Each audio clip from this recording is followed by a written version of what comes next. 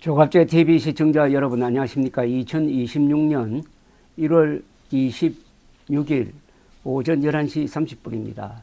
이재명 대통령이 최근에 실용 노선을 견지하거나 실용 노선으로 돌아오는 모습을 보이고 있습니다. 실용 노선을 견지하는 것은 한일 관계입니다. 한일 관계에 대해서 과거사 문제라든지 독도 문제를 분쟁화하지 않겠다 하는 생각이 확실하고 협력이 가능한 분야, 안보라든지 경제에서 계속 긴밀한 관계를 유지하겠다는 노선을 취하니까 이게 표화됩니다. 말하자면 지지율에 도움이 되고 있습니다. 지금 이재명 대통령 잘한다는 의견이 한 60%인데 가장 큰 이유가 외교를 잘한다. 두 번째가 민생을 챙긴다. 이것이었습니다.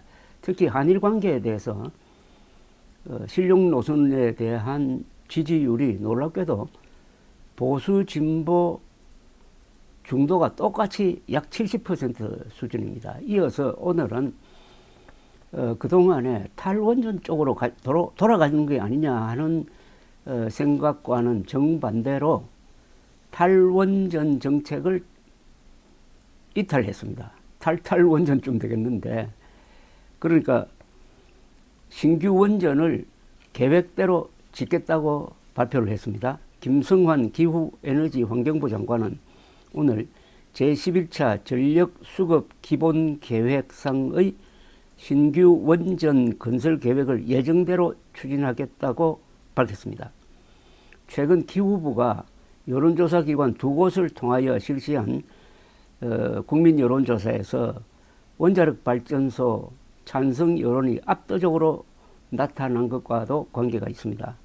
윤석열 정부 시절에 수립한 제11차 전력수급 기본계획에는 원전 2기를 새로 짓고 그리고 소형 모듈 원자로 1기를 건설한다 하는 내용이 포함되어 있었습니다. 이재명 정부는 그러나 이 계획이 국민 동의를 충분히 얻지 못했다면서 원점 재검토를 선언했다가 이번에 다시 윤석열 정부의 계획대로 하겠다고 밝힌 겁니다. 기후부는 지난달 30일과 이달 7일 두 차례 정책 토론회에 이어 최근에는 2개 기관을 통하여 대국민 여론조사를 실시를 했는데 원전이 필요하다는 의견이 90% 가까이 나왔고 제1차 전력수급 기본계획에 반영된 신규 원전 건설 계획을 예정대로 추진해야 한다는 답변도 60% 이상 나왔습니다.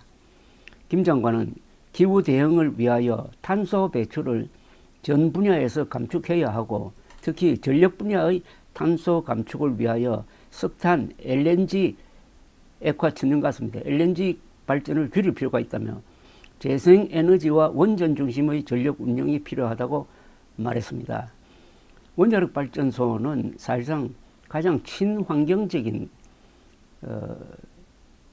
발전원이고 안전 문제는 한국의 경우에는 사실상 걱정할 필요가 없는 게 한국의 원자력 발전소는 설계 단계에서부터 일본의 그 후쿠시마 원전과 같은 그런 식이 아니고 훨씬 더 안전하게 되어 있고 이 원전을 가동한 이후에 단 한 번도 사람이 방사능에 노출되는 그런 사고가 없었습니다. 가장 안전하고 가장 효율적인 게 한국의 원자력 발전인데 문재인 씨가 어떻게 된 판인지 뭐 영화를 잘못 본 건지 모르겠지만은 느닷없이 탈원전을 선언했다가 국정 운영의 큰 줄기가 뒤죽박죽된 적이 있습니다. 다행히 이재명 대통령은 그쪽으로 휩쓸릴 수가 없게 된 환경이 또 하나 있죠. AI 선도국을 만든다면 AI가 엄청난 전력을 소모하는데 이걸 석탄 발전소로 할 거냐, LNG 발전소로 할 거냐, 그럼 불가능한 것 아니겠습니까? 탄소 배출이 가장 심한데. 그러니까 재생에너지와 원전 중심으로 간다고는 하지만은 재생에너지, 즉 풍력이나 태양광으로는 보조적 수단밖에 되지 않는다. 결국 원전 중심으로 가야 된다 하는 쪽으로 현실에 그리고 사실에 기초한 실사구시 쪽으로 갔다는 이야기입니다. 기후부는 재생에너지의 단점인 간헐성 보완을 위하여, 간헐성이라는 것은 태양광이나 이 풍력발전은 환경에, 기후에 지배되니까 안정적이지 않다는 겁니다. 그래서 그것을 보완하기 위하여 에너지 저장 장치 ESS, 양수 발전 등의 역할을 강화하고, 또 한편으로는 원자력 발전소의 단점인 경직성을 해결하기 위하여 탄력 운전을 늘려나갈 방침이라고 전했습니다.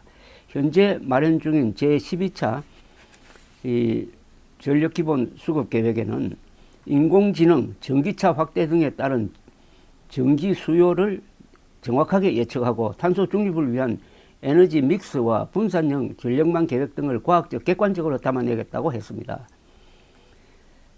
이 전력기본 계획상의 신규 원전은 조만간 한국수력원자력이 부지 공모에 나설 방침입니다. 약 5, 6개월간의 부지 평가 선정 과정을 거쳐 2030년대 초 건설 허가를 획득하고 2037년에서 38년 사이 준공을 목표로 한다고 하니까 이 전력 수급 계획에서 실현 단계로 가는 데는 10년 이상이 걸린다는 겁니다. 국가의 대계입니다. 다행히 한국은 이승만, 박정희라는 위대한 지도자를 만나서 이승만 대통령이 그 어려운 시기에 원자력청을 수립을 해가지고 시험용 원자로를 가동하기 시작한 게 1950년대였습니다.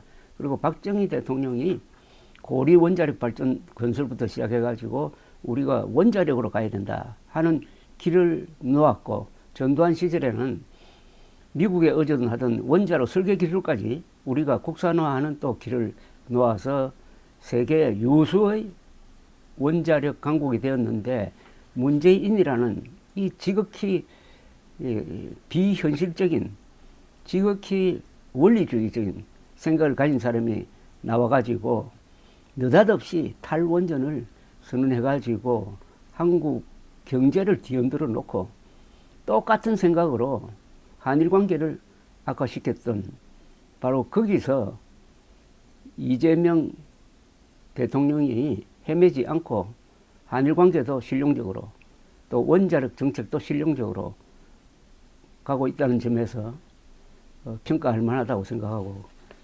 이재명 대통령 잘한다 60%가 그게 상당히 근거가 있다는 것을 알 수가 있습니다. 간단합니다. 세상 만사는 원리는 간단합니다. 특히 동양에서 만들어낸 4글자로 된 위대한 원리가 하나 있습니다. 그게 실사구시입니다. 실은 현실입니다. 사실은 사는 사실입니다.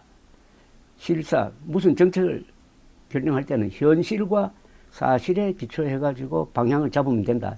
실사구시가 실용정치의 원리, 불변의 원리라는 것을 또 한번 확인하게 됩니다. 감사합니다.